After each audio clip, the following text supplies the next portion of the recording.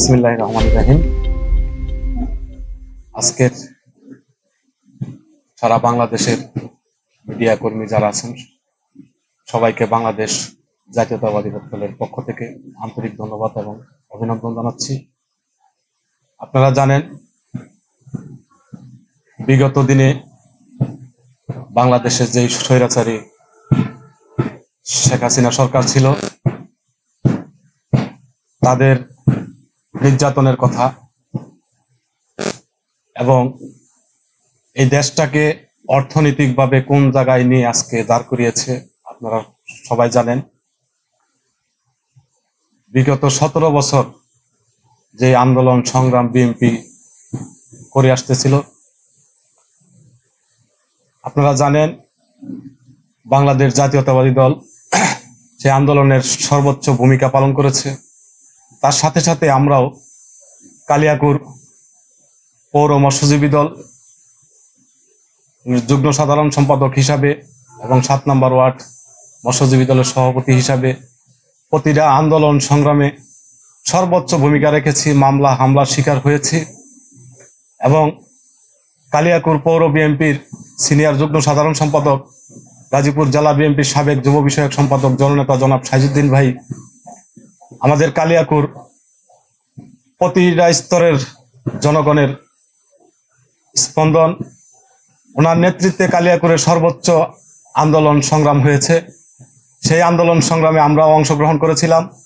সেই আন্দোলনের সংগ্রামের মধ্য দিয়ে এবং বাংলাদেশের ছাত্র জনতার সমন্বয়ে যে আন্দোলনটি হয়েছিল 5 জানুয়ারিতে, সেই আন্দোলনের মধ্য দিয়ে স্বৈরাচারী শেখ হাসিনা সরকার এই দেশ থেকে পালিয়ে গিয়েছিল এবং তার ধারাবাহিকতায় আজকে বাংলাদেশে যেই সরকার এসেছে, ডক্টর ইউনূস সাহেবের যেই সরকার গঠিত হয়েছে, ওনার নেতৃত্বে বাংলাদেশ এখন অনেক সুন্দরভাবে পরিচালিত হচ্ছে। সেজন্যই আমাদের বাংলাদেশ জাতীয়তাবাদী দলের পক্ষ থেকে এবং তারেক রহমানের পক্ষ থেকে আমাদের যেটা চাওয়া সেটা হচ্ছে আগামী দিনে যেন বাংলাদেশের সুস্থ ধারা রাজনীতি করার জন্য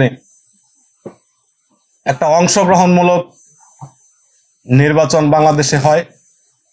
সেই নির্বাচনের মধ্য দিয়ে যেই দলই সরকার গঠন করবে, আমরা তার পক্ষ থেকেই এই দেশের জন্য কাজ করে যাব।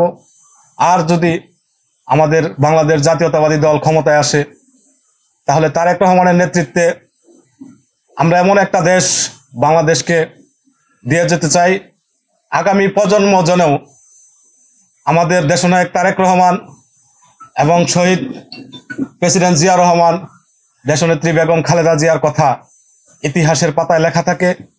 এরকম একটা সুন্দর দেশ আমাদের তারেক রহমানের নেতৃত্বে বাংলাদেশে উপহার দিয়ে যাবে এবং আমরা চাই আগামী দিনগুলোতে যেন এদেশের প্রতিটি মানুষ সুন্দরভাবে খেয়ে পরে বেঁচে থাকতে পারে, এই দেশটা যেন সুন্দরভাবে চলে, এই বলেই আমার কথা শেষ। মিশন 90 সংবাদের পিছনে নয়, ভিতরে ছুটি।